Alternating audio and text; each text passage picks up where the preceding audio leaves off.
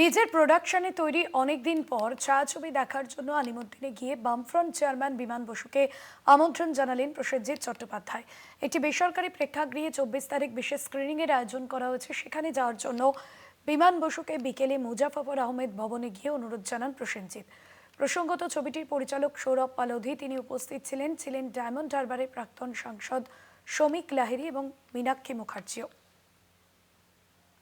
আলিমুদ্দিনে গেলেন প্রসেনজিৎ চট্টোপাধ্যায়। 24শে জুন বিশেষ স্ক্রিনিংয়ের আয়োজন, পরিচালক সৌরভ পালোধিও ছিলেন সঙ্গে। বিশেষ প্রতিনিধি অঞ্জন রায় রয়েছেন আমাদের সঙ্গে ফোন লাইনে। অঞ্জনদা, আলিমুদ্দিনে গেলেন প্রসেনজিৎ চট্টোপাধ্যায়, তার 24শে জুন বিশেষ স্ক্রিনিংয়ের আয়োজন করা হয়েছে এবং পরিচালক সৌরভ পালোধিও ছিলেন।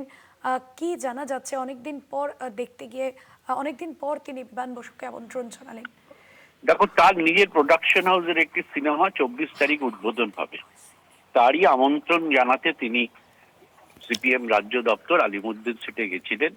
বিমান বসুকে তিনি আমন্ত্রণ জানান, তার সঙ্গে আরো যারা ছিলেন রাজ্য দপ্তরে তাদের সবাইকেই তিনি আমন্ত্রণ জানিয়েছেন যাতে উদ্বোধনী অনুষ্ঠানে বা উদ্বোধনে শোটা দেখতে আসার জন্য। মীনাক্ষী মুখার্জি ছিলেন, শ্রমিক লাহিড়ী ছিলেন সহ আরো অন্যান্য নেতৃবৃন্দকেও তিনি আমন্ত্রণ জানিয়েছেন। মূলত তার যেহেতু নিজের প্রোডাকশন হাউসের ছবি, তাই তিনি গেছিলেন আলিমুদ্দিন স্ট্রিটে এবং বিমান বসু সহ সিপিএম এর নেতৃত্বকে আমন্ত্রণ জানানোর জন্য।